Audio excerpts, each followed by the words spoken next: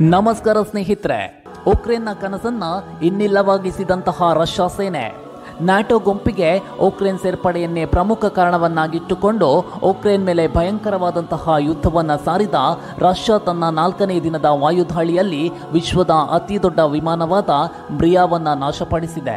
ಈ ವಿಮಾನವು ಬಹಳ ವಿಶಿಷ್ಟವಾದಂತಹ ವಿಮಾನವಾಗಿತ್ತು. ಇದು 84 ಮೀಟರ್ ಉದ್ದವಿತ್ತು ಮಾತ್ರವಲ್ಲ, ಗಂಟೆಗೆ 850 ಕಿಲೋಮೀಟರ್ ವೇಗದಲ್ಲಿ 250 ಟನ್ಗಳಷ್ಟು ಸರಕುಗಳನ್ನು ಸಾಗಿಸಬಲ್ಲ ಸಾಮರ್ಥ್ಯವನ್ನ ಕೂಡ ಹೊಂದಿತ್ತು. ಇದನ್ನ ಬ್ರಿಯಾ ಅಂತ ಕರೆಯಲಾಗ್ತಾ ಇತ್ತು.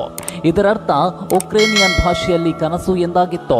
ಉಕ್ರೇನ್ ಸರಕು ಸಾಗಣೆಗೆ ಬಳಸುವಂತಹ ಬ್ರಿಯಾ ವಿಮಾನವನ್ನ ಉಕ್ರೇನ್ ರಾಜಧಾನಿಯಾದ ಕೀವ್ ಸಮೀಪದಲ್ಲಿ ರಷ್ಯಾ ಭಾನುವಾರ ರಾತ್ರಿ ಹೊಡೆದುರುಳಿಸಿತು.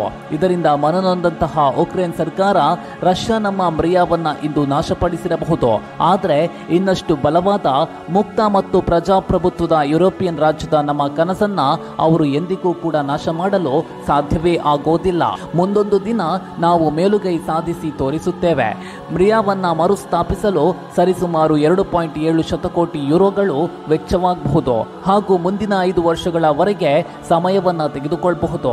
ಆದರೆ ಮತ್ತೆ ನಾವು ತಯಾರಿಸಿಯೇ ತೀರುತ್ತೇವೆ ಅಂತ ಟ್ವೀಟ್ ಮೂಲಕ ತನ್ನ ನೋವನ್ನ ಹಂಚಿಕೊಂಡಿದೆ. ಆರಂಭದಲ್ಲಿ ಈ ವಿಮಾನವನ್ನ ಸೋವಿಯತ್ ಏರೋನಾಟಿಕಲ್ ಕಾರ್ಯಕ್ರಮದ ಭಾಗವಾಗಿ ನಿರ್ಮಿಸಲಾದರೂ 1988ರಲ್ಲಿ ತನ್ನ ಮೊದಲ ಹಾರಾಟವನ್ನ ಮಾಡಿ ಅತಿ ಹೆಚ್ಚು ಸರಕನ್ನ ಸಾಗಿಸಿ ಉಕ್ರೇನ್ನ ಕನಸು ಎಂಬ ಹೆಸರನ್ನ ಪಡೆಯುವಲ್ಲಿ ಯಶಸ್ವಿಯಾಗಿತ್ತು.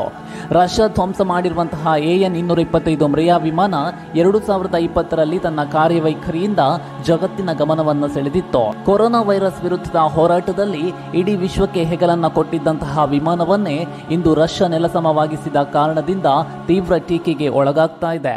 ಇದೀಗ AN-225 ಬ್ರಿಯಾ ವಿಮಾನವನ್ನ ಪುಡಿಗಟ್ಟಿರುವಂತಹ ರಷ್ಯಾ ಅದರ ನಿರ್ಮಾಣದ ಸಂಪೂರ್ಣ ವೆಚ್ಚವನ್ನ ಭರಿಸಬೇಕು ಅಂತ ಉಕ್ರೇನ್ ಕೇಳೋದ್ರಲ್ಲಿ ತಪ್ಪೇನಿಲ್ಲ ಬಿಡಿ.